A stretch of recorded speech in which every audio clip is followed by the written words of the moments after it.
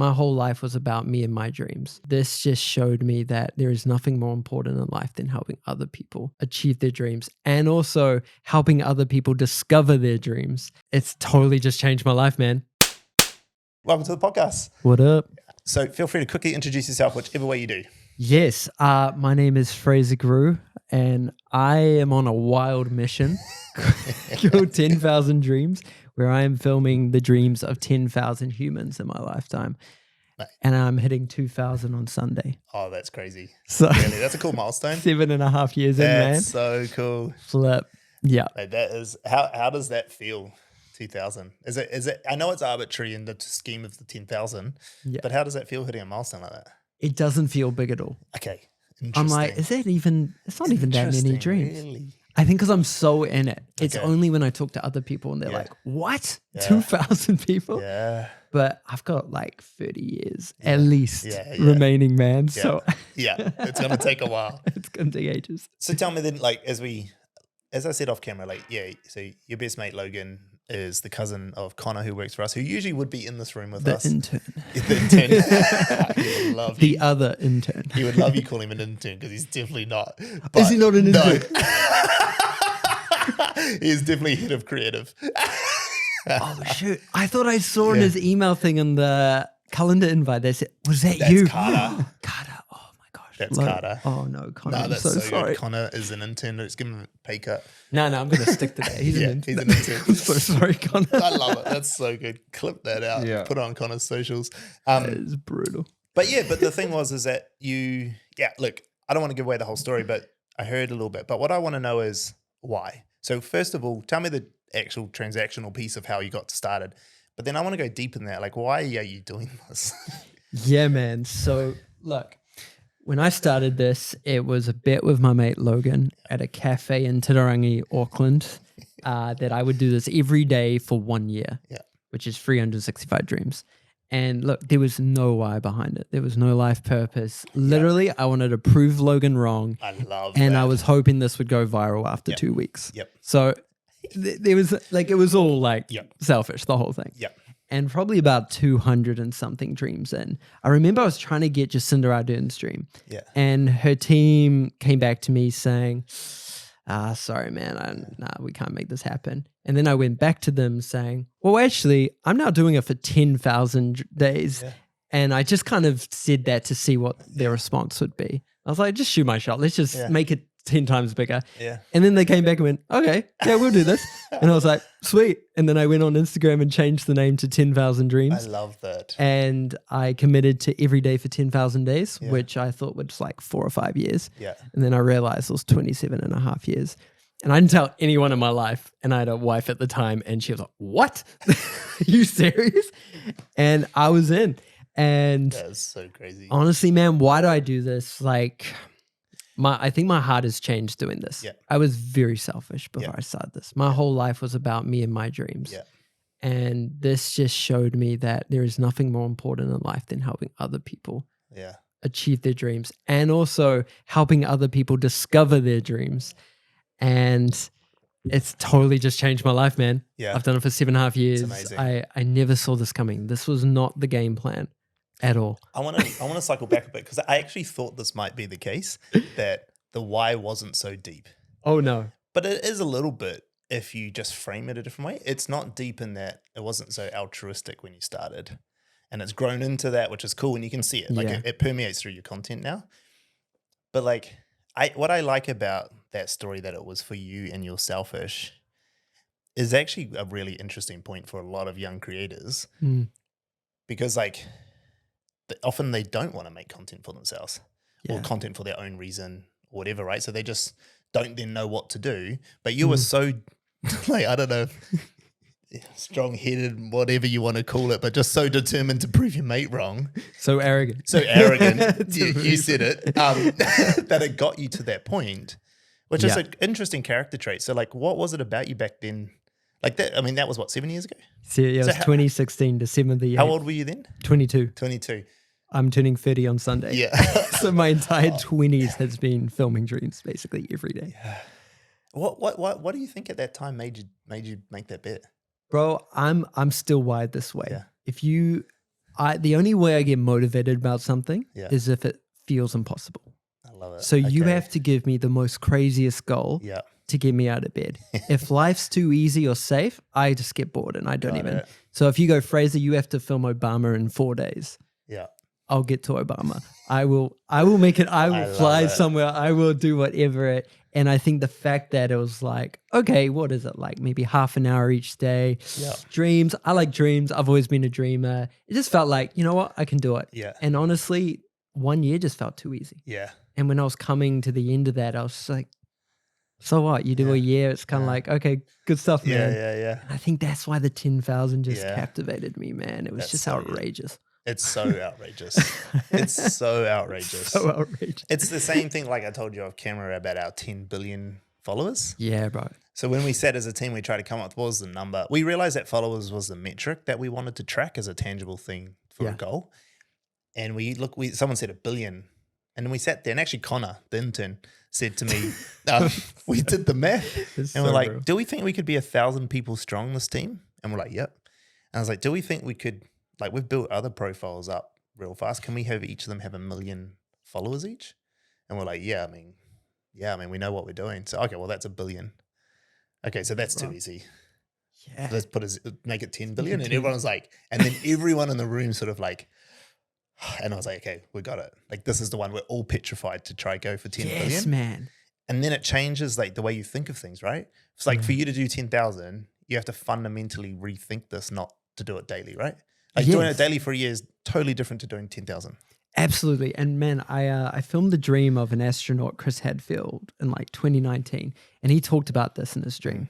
He said that he has a moonshot dream and he has a dream. His moonshot dream was to walk on the moon. And he said it probably was impossible. Yeah. But because it was so high, he basically had to rewire his entire life to get to this impossible goal. Yeah. And in doing so, he ended up going into space. He never walked on the moon, but he's an astronaut because his goal was so insane. Whereas if his goal was just to work at NASA, he wouldn't have done all the things he would have needed to have done to achieve that crazy thing. I love it. So, dude, my shoot for the stars, my moonshot, bro. This has been my wallpaper for ages. I don't even know if you can see it. Yeah, I love that. I want to watch your dream to be on the cover of Time magazine, man. Cool. And that every day I wake up and I see that, and I'm like, well, that's what I'm aiming for, man. Yeah. I love that. See, that's the why. This is it. Yeah. It's like all the other stuff that it's turned into and what you've learned from this experience is one thing, and you shouldn't take that away because it's true. The same thing that we have, but like the why is like this crazy ambition to do crazy stuff. Yeah. That's cool. You know, but like I like the reason I like to bring it up is like you see a lot of kids who don't really know how to answer that. Yeah, man. You know, because they're just like, oh, I'm trying to do what's right for what other people want, or I'm trying to do what my parents say, or I'm trying to get food on the table or whatever. Yeah. But you actually got crazy dreams. Like shoot for them. Absolutely, man. Know? And I've learned that everyone has crazy dreams. They're just too scared to share them out loud. Yeah. But everyone deep down, everyone has a crazy dream, man. And the crazier it is, the better. Yeah. Absolutely. Absolutely. Yeah. Bro, what's your crazy dream? It's bro. See, I can't have an answer right now. I don't know. You've never been asked, eh? Nah. I reckon you should, before the end of this episode, give us one. Okay. Give you some time to think about it, man. Time. And I'm coming for your dream too. Yeah. I got plenty. I got plenty of big crazy dreams. I know you're a dreamer. I definitely. I'm a dreamer, bro. I am an absolute dreamer. It is my flaw and my strength. Yes. Yeah. Me too, man. It's a double-sided coin, right? Yeah. I did a strength finders recently, and activator is my number one, and futuristics my number two. Yeah. And you can totally see the good and the bad of both of those things. Yeah. Oh, for every strength there is a weakness. Yeah. Yeah, and vice versa. For all your weaknesses, you can turn it into a strength. Totally. We're real big on that. We think about that as a brand positioning thing too with brands. Like their biggest strength that they have is also probably some of their biggest weaknesses and stuff, right? And like, and by understanding that, you know how to leverage it. Like the biggest strength of, say, like a big telco, a national telco, is that they are a national telco and they have the size. But also becomes their weakness because now everyone has to have it. They think of them in a negative way by default. Yeah. You know? Whereas if a little boutique thing came about, like, I mean, Skinny's not quite the right example, but like, say like Skinny is a bit smaller, people can love them a bit more because you don't have to have Skinny. Yeah. But like one of the big guys, they've got that thing. So their strength is their size, but it also was a virile weakness for them for brand sentiment. So like just stuff like that. So true, man. Yeah. What do you think your strength is? And therefore your weakness as an entrepreneur, as a businessman? So mine is definitely, my strength is that I'm really good at iteration. What does that mean? It means to like try something, have it do something, measure it, and have it change the way you do it the next time. So I might make a coffee, taste it, it's crap. I'll adjust the beans, I'll make it again. And I iterate until I get a perfect cup of coffee. So you don't just settle and go, well, that's the way the coffee is going to be with the machine. The thing the team hates the most about me is that I walk in and I rip everything off and I start again every day. And so it's both my strength because it helps me move at speed, but it's also my weakness because it's hard to be around me. It's hard to be around someone who sets fire to everything every day. Yeah. Perfectionist, man. Yeah. Well, it's not even about perfection, actually. It's the opposite. I don't even want to chase perfection. Because I don't think there is a destination called perfection.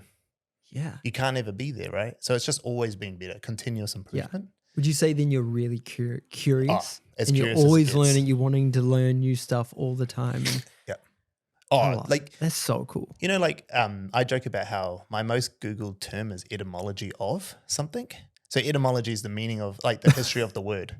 So I'll hear a word, and then if you go into my Google, so different to my Google. I know it's so weird, bro. It's so weird, because it's like my partner Claire, my wife, she'll see me doing it. She's like, "What are you doing?" I was like, "Oh, I'm just learning the history of the word apple."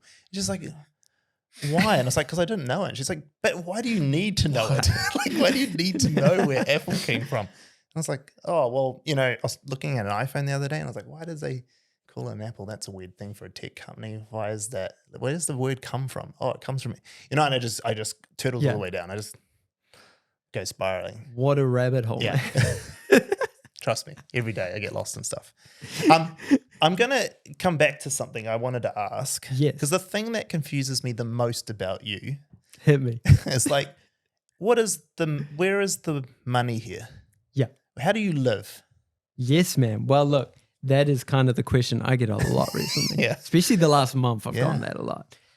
So I was very fortunate to be one of the producers on a documentary for the Wiggles last year that came out on Amazon Prime in October. Yeah.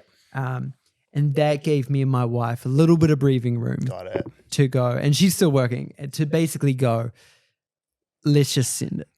Let's just send it this year, see what happens. Let's build this. This needs to be a business. This needs to be something that's global that I can build a team around. Cool. And I was probably hesitant for years, man, because I was so worried of selling out or looking like I'm selling out because it's such an authentic thing of I'm genuinely doing this till the day I die, regardless of growth. Like if it stays where it is, I'm still doing it. And I'm like, I don't want to sell out. But something that's, I've thought about a lot recently and have had people talk to me about is, well, you're not selling out if you build a team. You're just expanding it. Yeah. Now you can travel to Africa for a month and film dreams. Now you can travel the world and you don't have to edit, send every cold email, do every piece of filming, do every follow-up, you free yourself to focus on the thing you love. Yeah. And I'm like, okay, that makes so much sense. Now I'm going, let's make this happen. Yeah. And I'm going all in this I love that. So what does that mean? What does that mean? So me and my wife are really looking at a move to LA mid-year. Cool. Yeah. She's having job interviews there. Yeah. We know it's going to happen. I'm back and forth all the time. Yeah. It's just where bro, the doors that open in LA have just been mind-blowing. And I've got a couple of teams in LA that are talking around building this and helping me manage it and turn it into something. So interesting. Yeah. It's really exciting, man. Yeah.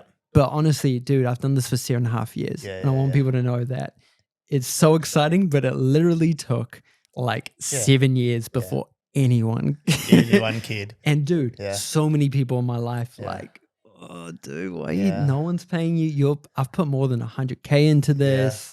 I flew to Melbourne last year for 10 minutes with Elmo. That cost.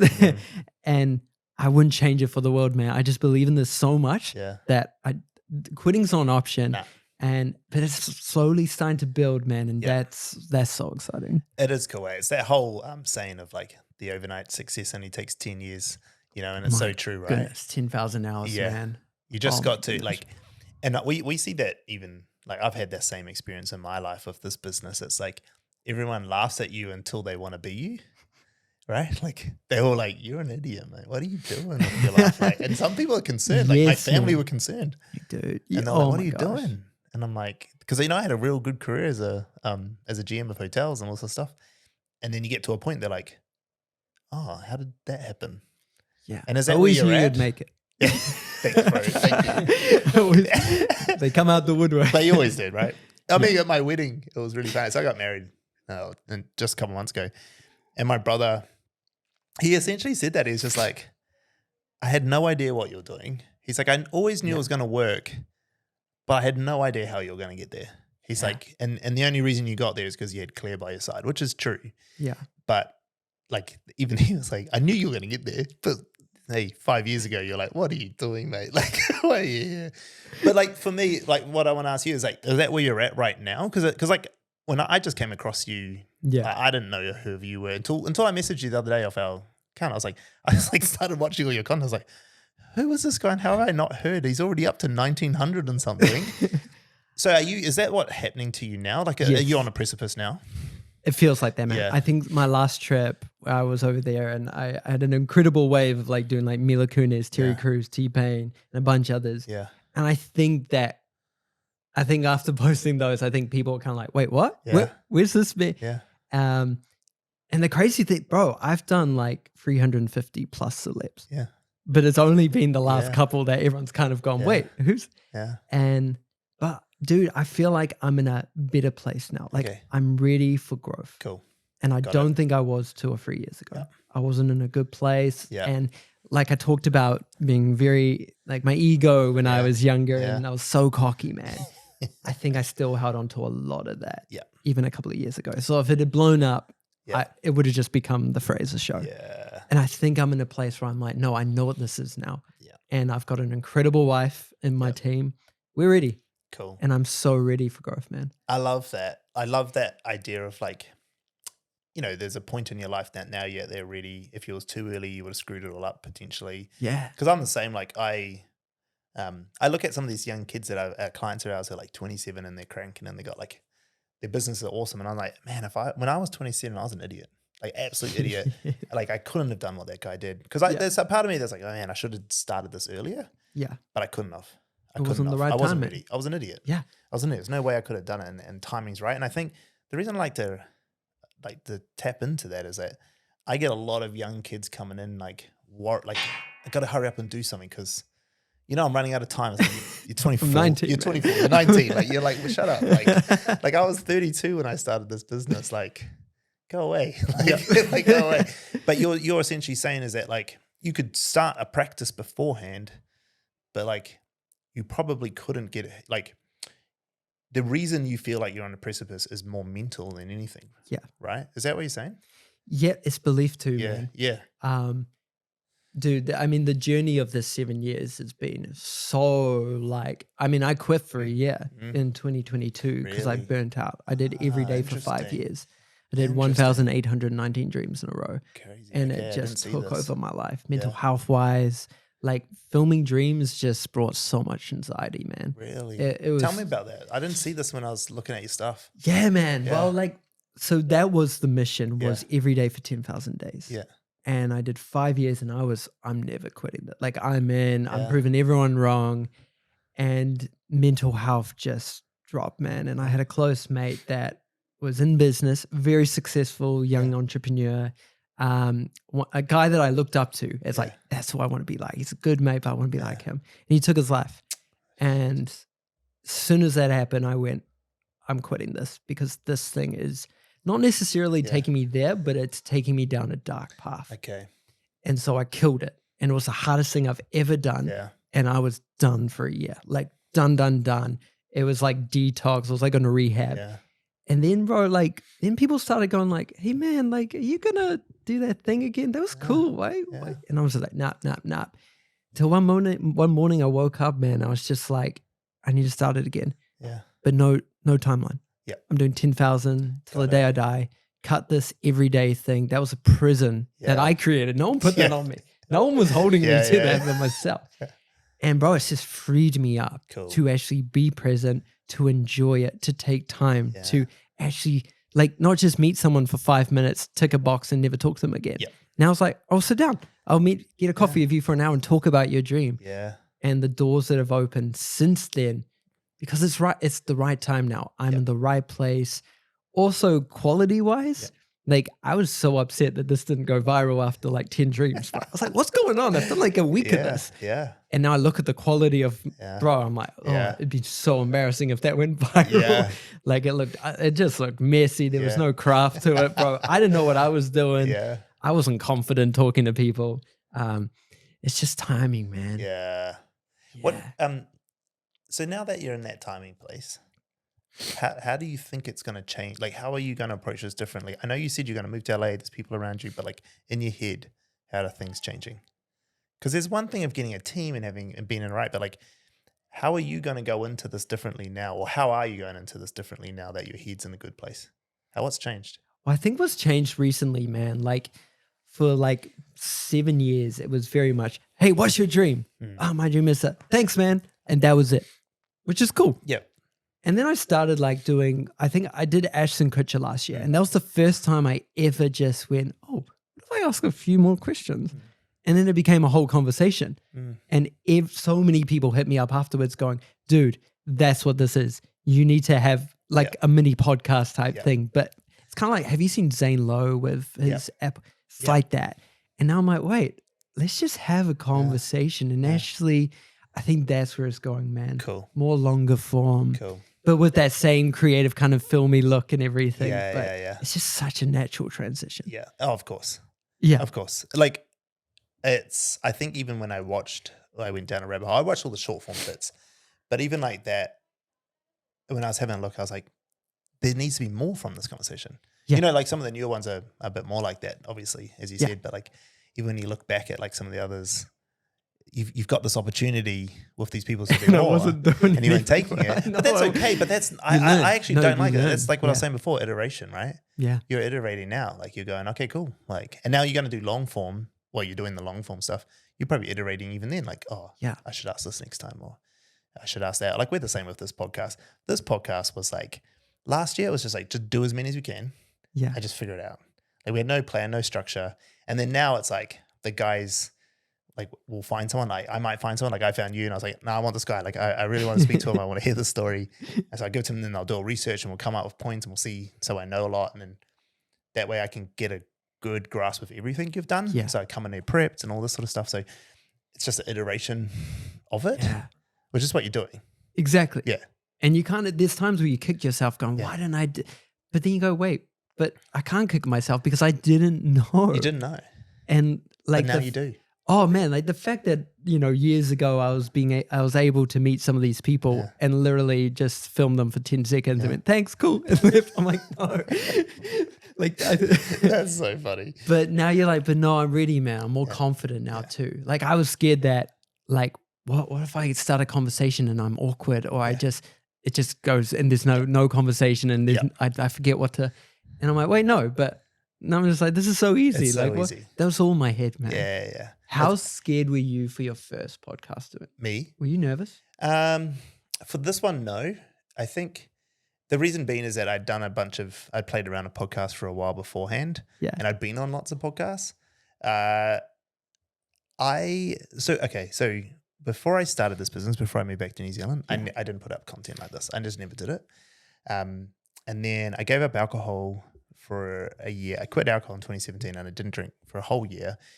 And after that year, I decided I wanted to learn how to do video. Mm-hmm. And so I started I read a lot. So I read like about a book a week or so. And I'm always reading. Actually? Yeah. What are you reading this week? It's called Determined. It's about determinism and free will. Come on. Robert Sapolsky. It's very good. And I would make a video on my learnings, my key takeaways for that book each week. And I did it purely to learn how to edit. I mean, they're still on YouTube. They're still on it's the same YouTube channel as the YouTube channel we now have for our business. So they're still there. But that taught me how to speak a little bit more. And then after that, I moved to New Zealand. And I said when I moved to New Zealand, I'm just going to say yes to everything.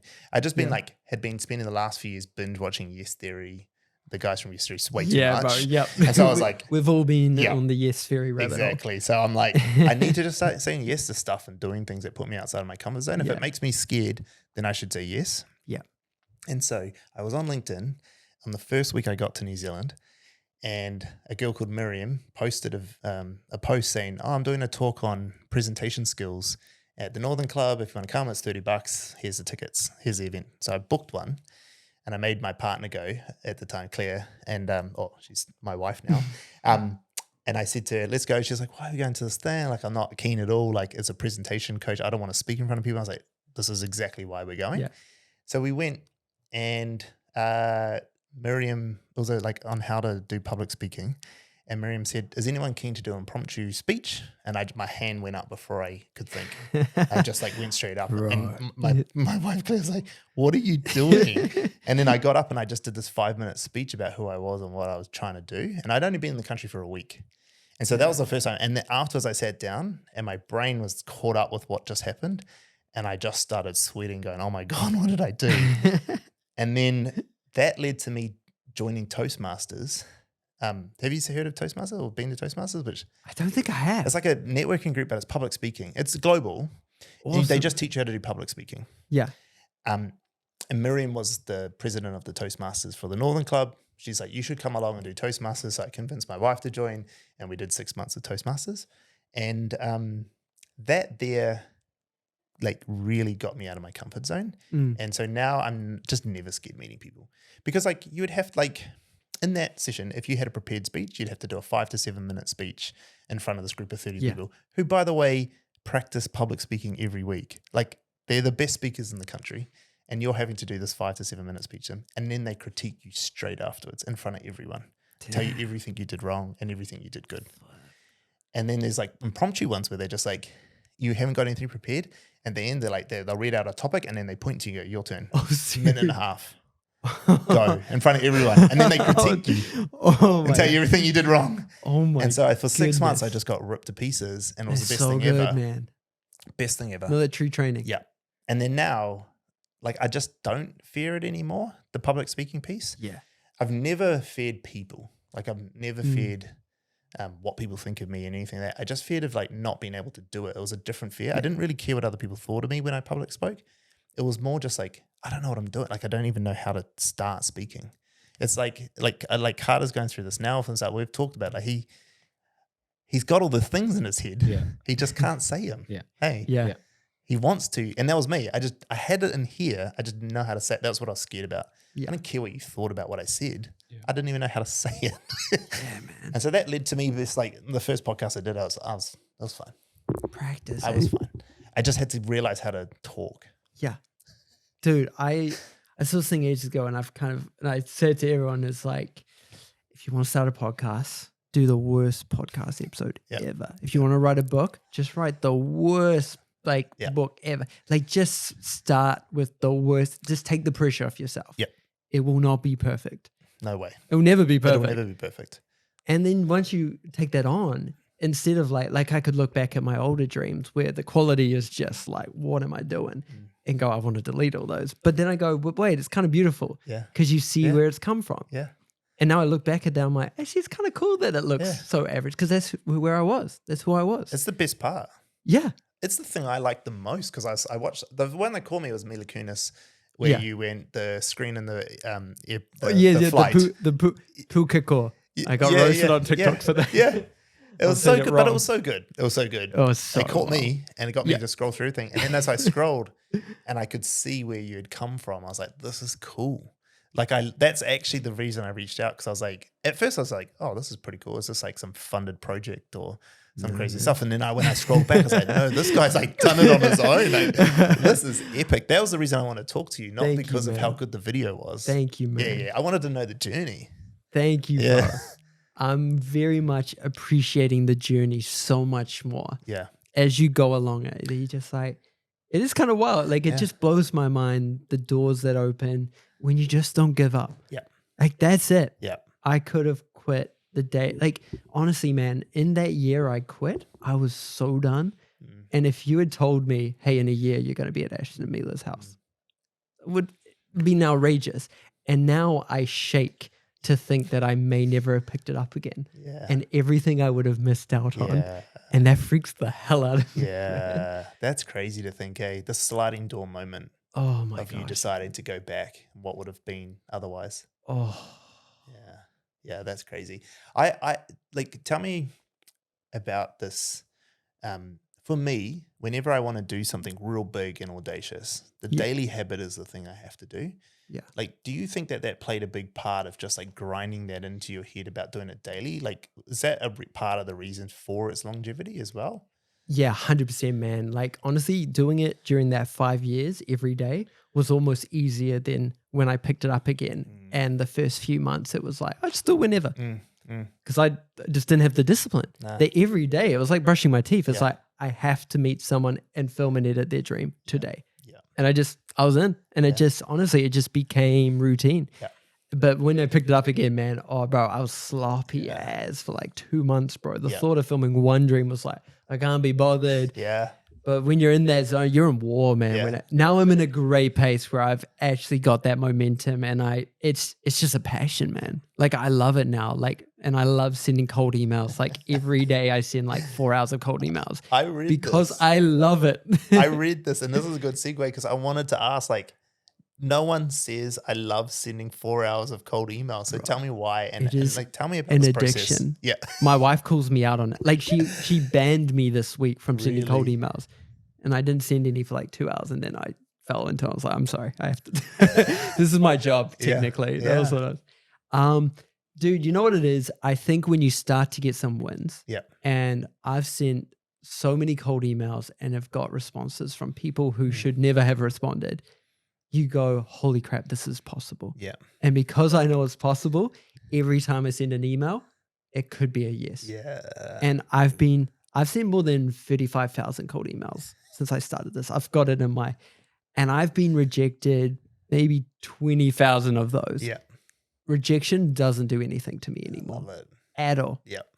And because of that, I just like, well, let's just send 200 today and I'll probably get one yes. Yeah. And I'll probably get 50 no's. Yeah. But over time, you just start getting more yeses and then more yeses and then more. And you're like, oh my God. And then it's an addiction because you're like, oh my gosh, like if I don't send emails today, I might miss out on X. And that's so good. But it is what I've learned that it's a weird passion. Yeah. It is a weird passion, but it's like that same skill set of doing the cold email thing of like the way I think of it is not that I'm chasing the yeses. It's like I chase the no's. Yeah. I had to do it for my own mental state as I chase the no's because I wasn't sure about the rejection at first when I started this business. Yeah. So mine was like just to get coffees with people. I wasn't filming it, but I knew if I had enough coffees, I'd find clients. Yeah. And even when I began, I didn't even know what those clients were going to pay me for, but I just knew if I spoke to enough people, I'd find some business. Yeah, it was bro. a dumb thing I thought. It turned out to be true. But like I the way I looked at it was like, if I every 10 people I get a no from, I get a yes. Yep. So actually, like every time I'm like, I used to count the no's. It's a numbers game. It's just a numbers game. If you send 1,000 emails, well, you might get 100 yeses, you know? Exactly. What's been your biggest Hail Mary cold email of this is just stupid me sending this and you got a response? I have one actually. Come on. I just before outside, I told you about how a client just paid me early. Yes. So that client who just paid me, it was a pretty decent sum of money. It was for a month worth of work, and it was a big number, like a really big number for a month worth of work. And that client I messaged in 2019. I won't. Oh, I can give her a name. Her name's Frances Valentine. Do you know? Oh yeah. So I cold emailed Frances. I think Valentine. I filmed a dream before. Yeah. Okay, she's amazing. She's one of my heroes. Like actually one of my heroes. I cold messaged her a really scummy LinkedIn message about just trying to like win her over for business. At the time, no idea who she was. Yeah. But now she's a hero. But then I was like, I don't know. And then she replied back to me. No, she didn't reply. I sent 2 scummy, like real spammy. I was trying stuff. Yeah. How to get coffees with people. And then her GM, Webby, reached out to me and was like, hey, Stan, like about a week later, hey, we really need some help with our LinkedIn. Like, we're keen to work with you. Oh, actually, no, it was 6 months after I messaged her. So she just went cold. Actually, she just went cold. 6 months later. Yep, we're keen. Like, we'd like to meet you. They were probably like my 8th or 9th client at the time. Yeah. And did some work with them. That was cool. And then I got to meet Frances, and I like fell in love. I was like, oh my God, you're just amazing. Like, She's cool. Yeah. She's just one of those people you meet in life. You're like, you are so good. Like, you are just an epic human in everything you do. Yeah. So I fell in love with Frances, and then I just followed her whole journey. And then she just kept inviting me to do other stuff. So I became part of I got to do a government tender with them, which we failed that one, but then she won the second one. So she brought me in for that. I did a bunch of videos with them. They got me part of the Digital Boost program. So over the years, she just kept giving me more stuff. And then just recently, they just brought us on for a brand positioning piece about like helping them. They rebranded from Mind Labs Academy X, but what they stand for as a brand hasn't really been communicated very well. So they're getting us to help with that.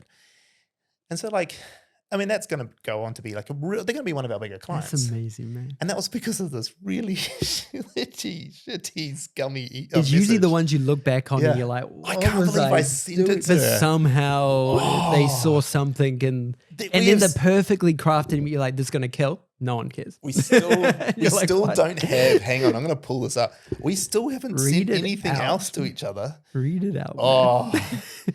it hurts my soul that I did this. Oh, it's still sitting there.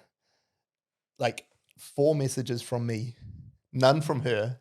You just keep The going. last one was July 3rd, 2020. Oh, okay. So it was 6 months. So October 13th, 2019. Hi, Frances. I know we haven't met in person, but would love to connect with you here on LinkedIn and build both our networks. Look forward to connecting. Hopefully can also provide some value back to you too. Pretty standard, corporate bullcrap.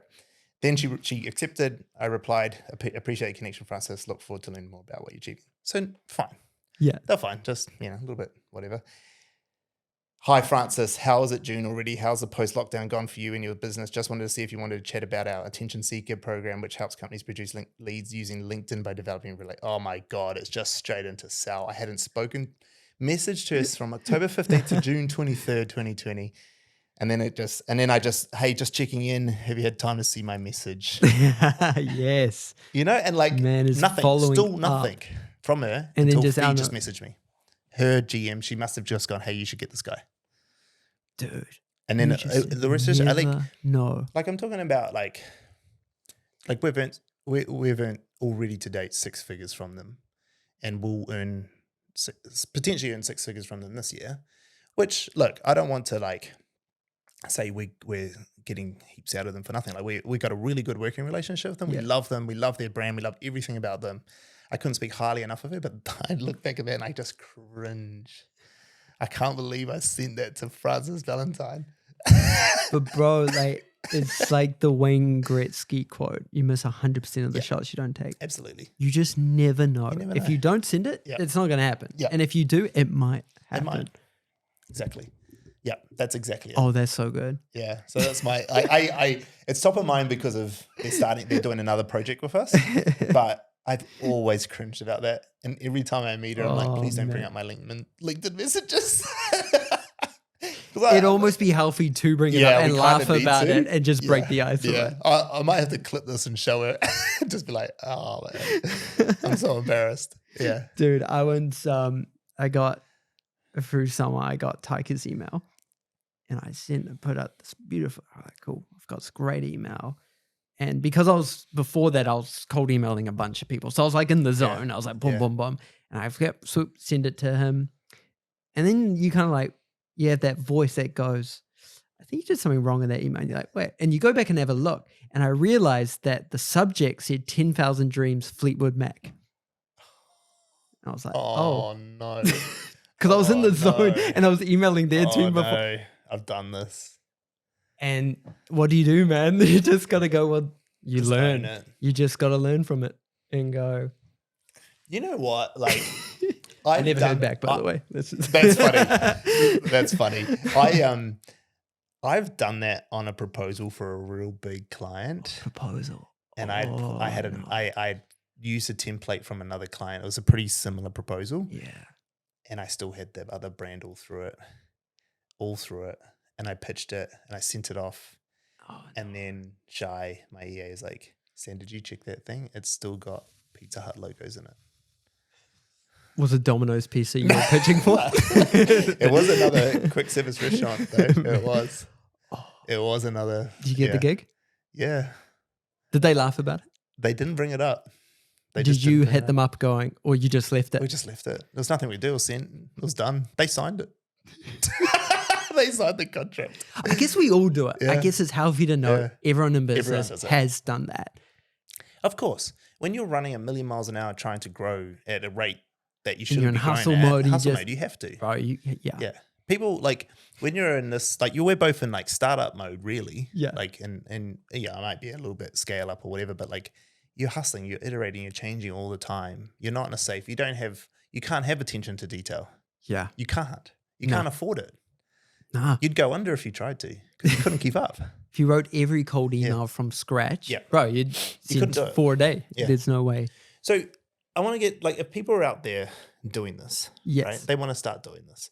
Because I've done exactly what you've done. I know the pain you've gone. I mean, you don't even call it pain. You're addicted to it. I love it. But how do they start this? Like, what would you do if you're someone who's wanting to just, like, let's say start a podcast and just get some guests? What would you do? Like, tactically, how do you do this? Yeah, man. Do you think regarding cold emails or just in general? Just cold emails, cold outreach, finding people, finding guests. Like, how would you start as someone today? What should they do? Well, the thing is, man, you just have to start. Yeah. I always remind myself of the quote, one day or day one. You just have to start. You're not going to get Obama in the first week of starting a podcast. So don't assume you're going to. I mean, you can send that cold email if you want, but you're not going to get Obama for years. But the only way you're going to get Obama is years and years and years of doing the thing.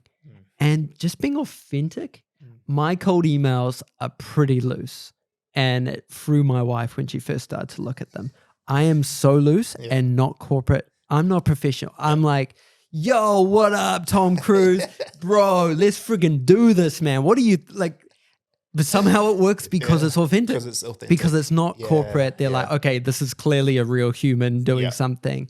And it's just a domino effect, man. Yeah. Like, you can if you're starting a podcast, just start small. Like, you could definitely try to get a C-lister. Like, you know, who in New Zealand are you like, oh, my mate is friends with this person. Just do whatever you can to get to their house and do a podcast with them. And they'll probably do it if you're young and you just got passion. They'll do it. And then they'll go, oh, I'm friends with Jono and Ben. And then slowly you just build up and up. Like, my first ever dream was Art Green, you know? And then you just slowly and slowly and slowly build up and just sticking at it. Never quitting. But I think too, the key with cold emailing I've found, and I think why I've had a lot of luck is it's about what I'm pitching. Because you could get Tom Cruise's email and pitch him an investment for something, and he'll probably never respond. But because I'm doing something I'm genuinely passionate about and I've done it for 7 years and I'm going to keep doing it, I think somehow it comes across. So making sure you're authentic and you have something that you're not just doing a podcast that's making you famous. You're doing a podcast that's actually bringing hope to the world or bringing something to the world, whether that's business advice or blah, blah, blah. And then just committing to it, man. And don't overthink it. Make the worst first episode of all time and just do it, Get you the know? reps, eh? Get the reps in. And it can happen. Like, that's the crazy thing. It can happen. And I think you've got to get small wins to believe it can happen. So do whatever you can to get that first win. And then you'll start walking differently. And then you'll get a second one. Then you'll walk really. Like, coming out of Ashton and Mila's house, I was like, I can do anything in this world. 100%. And I was walking on water. Like, that is pretty epic. Yeah, I love that. Tell me, I want to get back into some of this idea of, like, going to LA, doing what you do and monetizing this thing and turning it into your career. Because you're going to have to at some point. It's either that or it opens up opportunities to do other stuff potentially that makes you money, maybe. But, like, how do you see it being monetized right now? Inside your head, you might not have the full picture, or maybe you do. How do you see you making a living from this? Well, I think, man, I don't have a full picture at the moment, but I'm aware that there is definitely a path. And I think a lot of people have said that to me. There's definitely a way you can build this up. And I think I'm just a sponge at the moment. And I've been talking to a bunch of teams in LA and a lot of people, even here, who have got advice and ideas. But I think like a natural way is documentaries, books, podcasts, like expanding it. So, doing a doco where I travel the world filming dreams in 80 days or something, I think that's such a natural next step. And I am a filmmaker. So I still have that passion. Exactly. So it makes so much sense to keep it in that film world as well. And obviously, like you're going all in to hopefully grow this thing and build it up, so then more brands come on board and you can partner up and everything. But I'm aware that will take time and everything. But it feels like it's getting closer to that point where it will tip, and Yeah. But I'm just a sponge at the moment, man. Yeah. So do you think it's when you'd say a documentary, would that be someone else funding that production? Exactly, you earning man. money from that. Like let's say a streamer, like for the Wiggles doco, Amazon bought it. Imagine if it was an Amazon doco. And a book deal definitely makes sense, but the timing will be right when it's time to write a book. I don't think it's there yet. I kind of feel like the book on this surely has to happen at the end. Yeah. Or I think it would have to be, I don't know. We do chapters you or can like figure out. That's not my job to tell you that. No. But I want to know. So if I was listening to this podcast, I'd be saying, yeah, okay, cool, do a documentary. How does that conversation start? Like, is it the same way your conversation starts with trying to get a guest? Like, how do you just go, oh, I'm just going to get Amazon to pay for this doco and travel the world? like, come on, like, like this kid's going, piss off. Like, you can't do that. Like, how do I start that? Where do you start? Because you before you was like, just start. Okay. Yeah. So tell me the first step. Well, bro, so I've been a filmmaker since I was 7, man. Film has been my thing. And for years of doing 10,000 Dreams, I kind of had to put film on hold because this took over my life. And I probably resented it for a while, being like, this thing is going to stop me from achieving my real dream. Until I met the Wiggles, filmed their dreams, became mates with them, and then pitched a documentary a couple of years later. And then that actually became a real thing that Amazon bought and everything. And so I think right now, in terms of next steps with that, I'm very fortunate that I've made connections with people who are open to trying to help make this happen and who have connection. And it's definitely not saying it's going to be an Amazon thing or anything, but the world's getting smaller and smaller and smaller because of 10,000 Dreams. So, but if I was starting out, I'm totally aware that it is a huge mountain when you're at the bottom, Mount Everest. It's like, how the hell do I... But you just have to take one step at a time, man. And connections with people, I think being a good person, it's not just necessarily just delivering. Like that's so important, but being a good person. People want to work with people they like. And go into every meeting or room and just make people's day. Be the most positive person in the room. Smile at people, send them nice messages, encourage them, listen to them, dude. And it's like, then the world opens up, man. That's good. It's I give that advice to a lot of young kids who they're like struggling to get jobs. They get all these interviews but can't get a job, and you'll talk through them like why, like how are you behaving and what is it? And they're like, oh, you know, like I'm all super prepared and I'm telling them about how good I am and all this sort of stuff. And they go through all these things, and I sort of say to them, like, how many questions did you ask about them personally to get them to love you? And they're like, what do you mean? Like, that's not what it's about. Like, and I was like, no, seriously. Like most of the people I hire made me love them in the interview. Yeah, man. I was like, you're a cool dude. And then I think back, how did they make me do that? And then it was because they kept asking me the right questions. You know, they asked me the right things that made me go, I started talking about myself, and people love talking about themselves. They do. And then they feel good about it. And then I put that goodness onto you. Like you obviously are pretty natural at this and good at it. Like coming in here today. Love asking questions. You ask lots of questions. And it's such a good way of like building rapport with people. Dude, one of my favorite quotes is to be interesting, be interested. Just be interested in every human you meet. And if I was a 16, 17, 18-year-old dude right now and I wanted to break into this space, dude, I would just come knocking on the door here and be like, right, I'm working for free.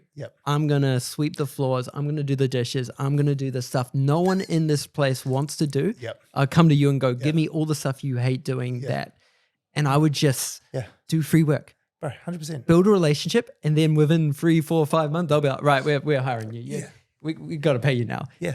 Dude, when I started, I ran a film company for maybe like 4 years doing commercial corporate work. I just started out doing free work. Hit up everywhere and go, I'll do a film for free. And half the time you do the film and they go, dude, okay, we got to pay you for this. This is too good. And you just got to start by putting yourself out there. Just do trying. whatever it takes to get noticed, to get in the room. I love that you said that, because I'm a big believer. It's how I became a GM of hotels. Yeah. I got a job as a food and beverage attendant, whatever, doing stuff. But I wanted to learn everything about the hotels. And so I just go to the concierge guy and I was like, I'm just going to turn up on Saturday. You just tell me what to do. Yeah. He's like, oh, no, I haven't got any money for you. Any shift for you. I was like, I don't want to be paid. No one's going to turn down free work. Like, if you're wanting to work for free. And I was like, so he's like, yeah, cool. Yeah. So I spent my whole career like that, and I was able to like accelerate. Like I was like, my career was like very accelerated in hotels, and I was like one of the youngest GMs in the what chain. hotel? I was with I was with Intercontinental Hotels Group. So Holiday Inns and Crown Plazas, Intercons, Ridges and QT that are Australia, New Zealand based, and a couple others, but those are the two main ones that I was with.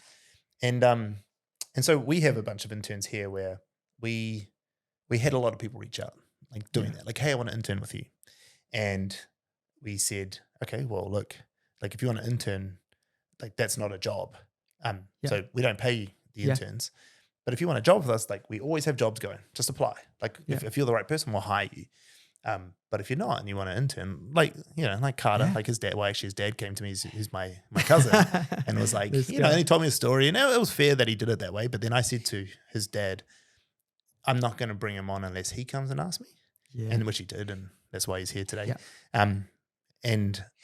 So we went through, we had this intern program, it's been real good. Most interns leave here and being like, if the 4 years I spent at uni, I haven't learned as much as the 3 months I spent here. Like this has been the best thing ever. I mean, one of them, the guy's going to take your photo after this for the thumbnail. He's come back, right? Carter? Like he did his internship program with the university, and then he's like, can I come back like to do more? So just cool. off his own bat, because he just wants to learn. He knows he's not ready.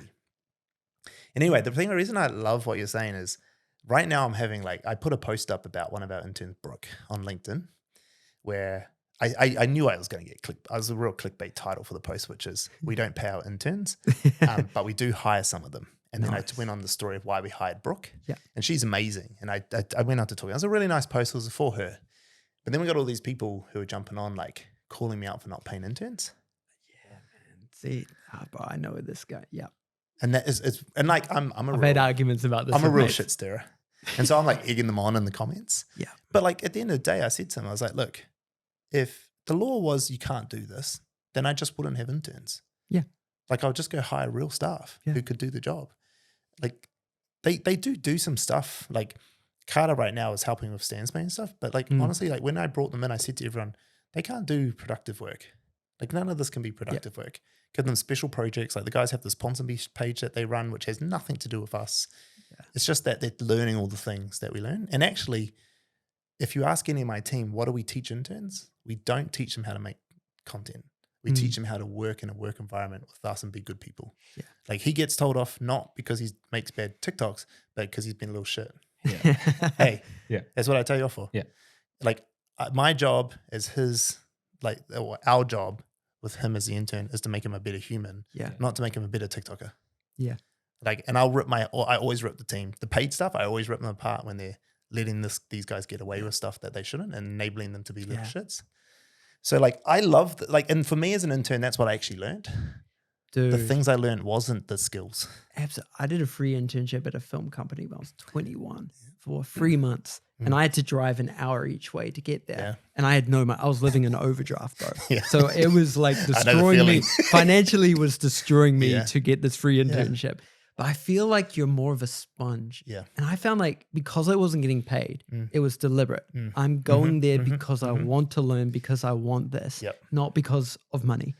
And because of that, I learned more. I was more of a sponge. Whereas if they were paying me, it would have become a job and I wouldn't have taken on the same.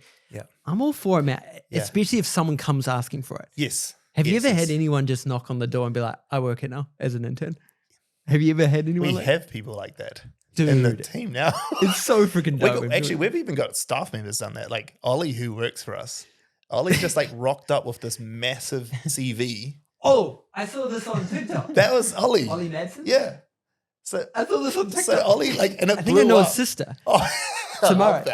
Dude, he'll be back he by got the the time we job. get out. He got the job. He's been filming 660 today. I'm so happy. Yeah. I know so many people who know him and friends of him, and I saw that, and I had no idea what happened. He came in, he did it. Then we brought him back for an interview because we're like, yeah, cool, come in. And he was actually good. Like he's legit, like, yeah, he's awesome. He's very good at what he does. Yeah. So of course we hired him. But like we have interns the same way. Like interns come in and just be like, hey, I'm just gonna, like, we had this one girl who just like showed up last January and she's just like, I'm just gonna keep turning up until you hire me. And she just would do stuff for free for a month. We ended up hiring her. Anyway, she got pregnant, stuff happened. She wanted to leave and she's gone to Tauranga, so she doesn't work with us anymore. But she just like willed her way into working here. Like, I'll just do what it takes till I get a job. Have you just walked down into the office and someone's sitting at a desk and you're like, who the heck are you? Like, I work here now. Mate, when I came back from New York, I was in New York for 3 months and I ran back and I walked up to Kevin. I went up to Kevin. I was like, who are you? He's like, oh, I'm Kevin. I'm an intern here. I'm like, oh, okay, fuck. Well, my name's Dan. I'm the owner. Like I'd been gone for 10 weeks. You got to be bold. And I think that you're terrified that you're going to be rejected and you're going to be mocked and kicked out the door. Yeah. But game recognizes game. Yeah, 100%. If you're a hustler and you've got big dreams, there's no way you're going to see someone like that and go, get out of here. You'll be like, I see myself. And 100%. you have to stand out. Yeah. Oh, absolutely. I wish I was 16 again. Bro, I would do. Same. I didn't have that mindset at 16. Yeah. No way. Now with this mindset, bro, I would kick every door in the I had it when I was probably like 21, 22. I started to do the free work thing. Yeah. But like, but the problem at that age, I was still an idiot outside of work. Like I was still drinking and doing stuff that I was an idiot. And so I was building myself up in career and pulling myself down in personal life. And so like, if I went back now, actually the thing I would have told myself is don't drink because you're an idiot for it. But like, I agree with you. Like this, when you just go in and you ask for what you want and you just don't leave until you get it, but you be helpful along the way and be respectful, you'll get it. You know, there's when I went to New York, like a lot of the guys would tell me like, be confident and humble. You know, like you got to be confident in what you can do. You got to know you can do it, but you need to be humble in that like you're no one. Yeah. Right. Don't be arrogant that you're the best in the business. Don't come over here thinking you're everything. Yeah. But when they ask you, can you do something? You say, yeah, I can. And everyone I met who was successful, they told me the same thing. Yeah. Just be confident and humble.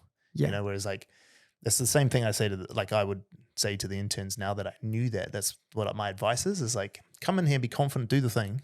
Like we have an intern now, Abdal, who came in confident, Yeah. He just came in super confident. He's like, I can just do the thing and I'm going to show you I can do it. And probably the first couple of days he was a little arrogant and he caught everyone off guard and he realized it really quickly himself. The next morning in morning briefing, he said to everyone, hey, just want to say I'm sorry for coming in off the wrong bat. I've done this the wrong way. Yeah. Apologize to you. And then from that day on, he's been real humble. Respect. He's real good. I got heaps of respect from doing that. It was real good.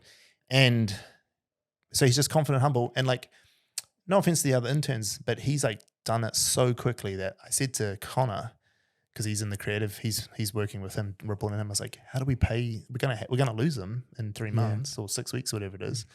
4. Yeah, 4. Oh, really? But he's like, he's epic.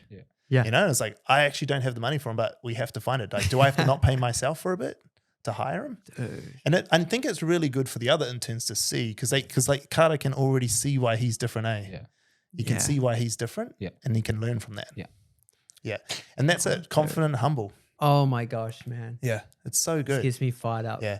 I got a bit. How long do we have? Because I got a little bit of story around that. I have a story, of when it kind of, there wasn't let's say a happy ending to it, but I was at a cinema and Peter Jackson sat 4 rows in front of me in the cinema. And it was one of those ones where the entire movie, my gut was like, go and talk to Peter Jackson, go sit next to him. Yeah. And I couldn't enjoy the movie, man. It was, but you know, when life presents opportunities. And at the end of the movie, it was the scariest thing I have ever done. And bar none. I just went up. He's my hero, man, Peter Jackson. I just went up. There was a seat next to him. I just sat next to him. And I happened to have a USB with some films on it. Oh, yeah. And I was just like, excuse me, Vijay Jackson, here's a USB with my short films. This is my email address. It'd be amazing if you could watch them and let me know your thought. He's like, oh, okay. And I just stood up, went back and sat back down. I was just like, but nothing came from that, but I did it. You did it. And now I have zero regret. Yeah. Whereas if I hadn't done it, yeah, bro, that would haunt me. You know what's real good about that? If you hadn't have done that, you also wouldn't have done the next one. No. And then you would have not done the one after that. And then the muscle memory would be, don't do it. Yes, man. And instead now you're going, oh, I do it. And which led you to fucking knock on Scooter's office door. Like, you know what I mean? Rejection is way better than regret. 100%. I have learned that, man. Like even like it never goes away, bro. But a month ago I was in Vegas and I was waiting in the Hilton Hotel and I was about to film T-Pain's stream. I was waiting for his assistant to come down. And I was just sitting there and then a dude sits next to me and I look and it's the host of Hot Ones, Sean Evans. And I'm like, oh my gosh, I think that's Sean Evans. It's a Hot Ones dude. And I literally like 10 minutes, he's just sitting there. And I'm like, this is the moment. He's not doing anything. And bro, that voice was like, he's going to reject you. It's going to be embarrassing. You're going to fail it. And I waited for 10 minutes kicking myself going, damn it, bro. Like, what are you doing? And then finally I had the courage and I was like, excuse me, are you sure? And he's like, I'm caught. And then an assistant came by and was like, oh, Sean, we got to go now. And he's like, oh, sorry, man, I got to leave. And he left. I'm like, I had 10 minutes. I could have sat there. I had my camera. He probably would have done it because he's a cool guy. But I let that voice stop me. And now I have regret. And I'm like, regret is so much worse than rejection, man. If he had laughed and said, go away, it would have been a great story. The Hot Ones guy in Vegas. Like, cool story. You know what I like about it is at least you did something. Yes. Because it still teaches the muscle to do the thing. You just didn't pan out. Yeah. You got a no. Let's call it a no. Yeah. You know, at least I did it. At least the regret's not that much that I didn't even shake his hand. You got rejected by a third party. Yes. The assistant rejected you for him. So upset, bro. You know? I had him too. But it is that thing. Man. Like every time you say you don't do something, you reinforce the behavior to not do the thing. Yeah. And like that was when I moved to New Zealand, that after watching all this Yes Theory was that thing. Like you're not going to get it if you don't shoot your shots, Dan. Like just go for it. Like everything, just put your hand up to the point like you know, where I was putting my hand up for things and then going, oh, what did I just put my hand up for? Oh my God, I'm going to speak in front of these 300 people. And then, you know, like it's led to things where I just do stuff now that I'm like, and people are like, how are you doing this? I'm like, I don't know. Just give me a shot. I'm just going to say hello. It was like when we went to New York last year. We went for 10 weeks. We took Joni with us. It was me, my wife, and Joni. And everyone was like, why are you going to New York? And I was like, because if I want a global domination, I can't do that from Auckland. Like I got to go. And we just rocked up, no agenda. Everyone's like, have you got meetings booked? I was like, none. And just like went there. And I remember landing and the first night I started, like it was me and Claire, we'd eat in, it was late at night, it was like midnight. We got into his apartment, which was not what it looked like on the photos, this Airbnb. Like it was pretty bad. Like we're in a basement and like it was just not great. And then I just started crying. And she's like, what's going on? I was like, how do I do this? Like, I don't know. And she just like smacked me essentially. She's like, the same thing you've always done. You just go talk to people, be you, and just do that over and over again until someone says, hey, you want to do some work for us? Yeah. And I remember like pulling out of it because I was like overwhelmed. I was like, oh my God, I'm in New York. Like, am I crazy? Like, why am I doing this? Anyway, she slapped me out of it. And the next day I was just like, actually, she's right. So I just started messaging people. Hey, you want to grab coffee? You want to grab coffee? Like, can we go? And then my calendar got full.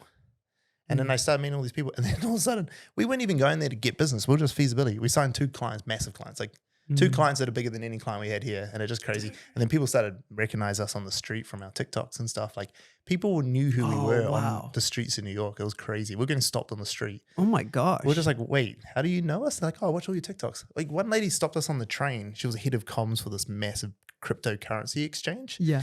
And she was like, are you guys the attention seeker? She's like, it is. Hey, Stanley and Joni. Like, oh, I'm the such and such. I had to put a TikTok case study together whether or not we're going to do it. And I use your videos for all of our content. That is insane, man. And on the train back from Connecticut to New York. And so anyway, my point is like. That is crazy. I only got to these places. Like I was only on that train because I knocked on a door of a guy who introduced me to a client in Connecticut, which we started filming on. And I happened to now be on the train back to New York. And I met this woman who then is potentially another client, right? Yeah. No, I guess the point is like, yeah, if you train that muscle to just go, just do it. Just give it a go. All night reference. Yeah. Just do it. Book that ticket. Yeah. You never just know. Go. You know, that trip ended up costing us about 120K or something, I think. Yeah, New Zealand dollars. It was 100 grand at one point, but then once it was about 120 something K. We ended up making, we've already earned about 130 from it, from clients that we've got there. And there's ongoing work. So we ended up paying it off. But when we went, everyone was like, you're mental. Like your MBB is 20,000 a month. Like, what are you doing? Like, this is dumb. Why are you doing this in your business right now? Like, New Zealand's going so well. Yeah. But like, I just knew if I stayed here, I'd get comfortable. I'd get scared. I'd stop taking the shots. Yeah. Bro. Yeah. Oh my gosh, man. Yeah. I'm so passionate about this type of stuff, man. I'm going to finish on one real quick thing and then I'm going to ask you something. But I just want to go back to the intern thing. Yes. Like, on LinkedIn at the moment, this fight's happening with these people who are real passionate. And I want to ask you this question because they've got some truth in what they say, but they say how internships and this free labor it isn't as accessible from people from low socio backgrounds who don't have a family to support them or whatever, right? Or they just don't have incomes. When you think about you in this space, like, first of all, like, what do you think about that? And two, you just told me you did it when you were running on overdraft. Oh, yeah. So, like, it's not like you had this whole base of support either, potentially. So, first of all, what do you think about that argument about it's unfair for people from lower income places? Because like there'll be people who watch this and be like, yeah, cool, you two. Like, yeah, you're probably from some privilege, you can just do that. But what if they aren't? Yeah. Well, I think like there's obviously a line. Yeah. Where businesses take advantage of people. Yeah, of course. And I think we all know there's a line. And I think absolutely if you're kind of, but I think if someone is like, I want to be a part of what you're doing and I'm prepared to start for free just to be a part of what you're doing, to learn from you guys, I think that's amazing because that mindset will take them so far. Yeah. And they'll overcome anything with that mindset. Yeah. Like, honestly, bro, like even living in overdraft for a long period of my life, you know, years back, never did it occur to me to quit. Yep. Never did it occur to me to not reach out and try learn and try get doors opened. It was almost a driver. Now, I'm very fortunate. I have parents that would have, you know, I was living at home for years and my parents would have picked me up if really it had got to rock bottom. Yeah. But, oh man, that drive, when you kind of, like, I honestly do. I think I do my best work when it's like, if this doesn't work out, you're bankrupt. Yeah. I'll do my best work. Yep. Like when life gets comfortable, like last year, at the start of last year, I wasn't doing 10,000 Dreams till April last year again. This was in my year of break. Bro, you know, I was doing the doco, it was slowing down and I was comfortable as I'm like, I got a lot of breathing room. I just lost all motivation, all passion. I was bored. I was lazy. I was like, who the heck am I, man? What am I doing with life? I just got comfy. And I'm like, that was the worst thing that could have happened. Yeah. I'm way better when I'm not comfy, when life is like tomorrow could all blow over. And that's the stuff that forces you to go, well, then I'm going to use every cent I've got to go to LA and see what happens. Yeah. And stuff always happens. Yeah. I love that. Yeah, I love that. I guess what you're saying is what I think too, is that it's less about the people's background and where they came from and more about the mindset they have for what they're going after. If they are from a low income and they're passionate, if they have the mindset, they'll make it work. Yeah. They'll make it work. Because the thing that gets me kind of riled up about that is I came from, like, you know, it's like I'm from a very poor family, from a very poor background. Like, I did not come from money. All my brothers, none of us did. But we all have the same drive. Mine's probably more on steroids than my brother's, but they're all the same. They all own their own businesses. And so, like, I want people who are listening just to realize that, like, you're not being taken advantage. And if you are, there are people who exploit. That's fine. But, like, if you're going in for an internship, if you're doing that, you want to learn from someone and they're exploiting you, then you probably shouldn't be wanting to learn from them. Yeah. You know what I mean? Like, they're not teaching when you think they're only teaching how to exploit. Whereas, but you're probably wanting to go learn from people who are doing good stuff. Yeah. Yeah. Absolutely, yeah, man. It's an interesting one. It's just top of mind for me because I've been like, I mean, I love it, but I've been finding people on LinkedIn. Anyway, we need to wrap this up. So there's one question that we're going to come back to Carter with. Oh. And we're going to ask him his dream, I think. Carter. I'll let you, to be Yes, honest. sir. And then I'm coming for you as Yes, well, I man. know. All right, Carter, are you ready? No. We've given you like an hour and a half to think about. Oh. All right, Carter. Yeah. What's your dream? I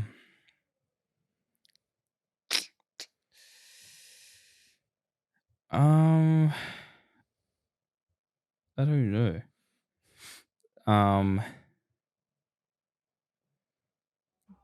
Growing up, I wasn't given the chance to think about crazy dreams.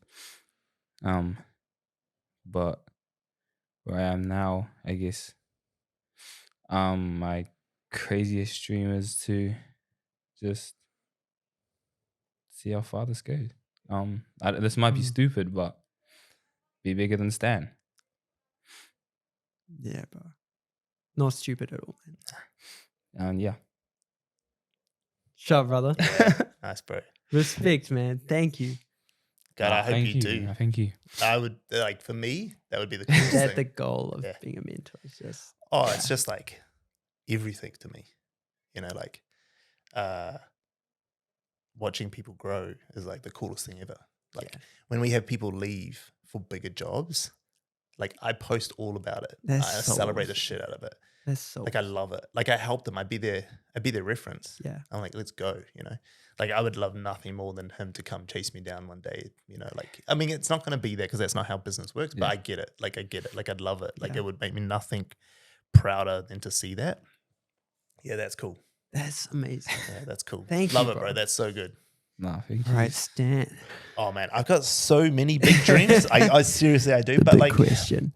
I've got one dream which seems silly, but it's the catalyst for the others. Yeah. And that is like, I told you earlier that I love business. Like business is my sport, is what I love doing. And so for me, one of the measures of success there is like being the richest person in the world. Right. And now it's a silly thing as in it's arbitrary. It doesn't really mean a whole lot being the richest person, but it's like it's a scorecard thing. It's like there is no way to say you're the best business person. That's just you can't do that. So that's one like objective measure you can achieve to at least say, well, I ticked something off. And so being the richest man, and then also like the 10 billion follower thing is also another thing, right? Bro. So those two things are enablers for all the other They're stuff. the moonshots. Yeah, they're the moonshots. To be honest, the 10 billion followers is more of a moonshot for me than being the richest man in the world. Yeah. That one I think is achievable. Yeah. I'm not actually that scared by that goal. Man. I'm more scared by the 10 billion follower one. Yeah. That one I actually have no idea how to do. The richest man in the world, I can do that. I honestly reckon I could. Without being arrogant, I just think there's a bit of luck in it, but there's also a lot of just hard work and determination, right? The thing I like, for me, like what we did, the reason why we started doing this business in the first place was this.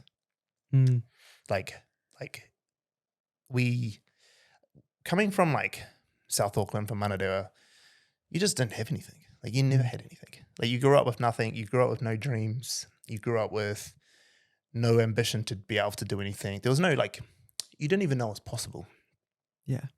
And so I've always had this like this dream of like, you take all that wealth and money and you build it's the concept of trade, not aid.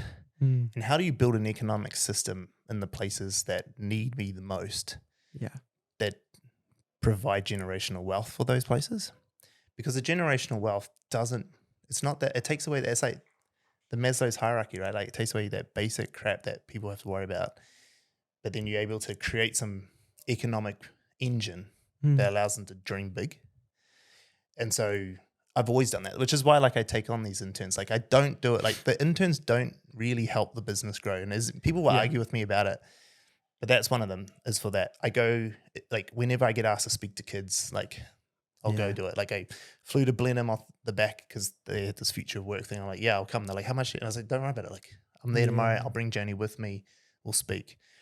Those sorts of things I love doing. Like that's amazing. I just remember when I was 16 and I was an idiot and I was like, I wish I had a kid, like some person who said to me, Stan, like come with me. Like I'll show you the way. because I was like 20. I still remember I was 22, and I was working as a food and beverage attendant at a hotel in in Gold Coast, and my boss at the time, Vikas, who became one of my like greatest mentors when I was growing up, pulled me aside one day and said, "Why are you pissing this up the wall? Like, why are you doing this? Like, why don't you do something more?" And I was like, "Oh, what do you mean?" He's like, "You're smart. Like, do something else. Like, don't just piss away all this talent." And I was like, "What? Like, what are you talking?" Like, I didn't know there was talent. I didn't know what it was. And he was like, "Do you want a career?" And I was like, "Yeah." And he's like, "Okay, so turn up tomorrow, and I'll start it. We'll get started." And that was it. Like a few years later, I was a GM of hotels. Dude. You know, because I had someone who said, so that's my dream, is to be able to like help as many people as possible to do that. And I think the best way to do it is through economics. The world's still run by money. Yeah. So use economics to lift people into that place. That is so awesome, man. So yeah. Anyway, dude, thank you, boys. Thank you. That was awesome. Actually, that was a really, really fucking cool one, eh? That was a good one, eh, Carter? Yeah, that was good. Thank you, bro. I really appreciate you coming back. No, thanks for asking, man. Yeah. All right. Thank you, everyone. Thanks for watching.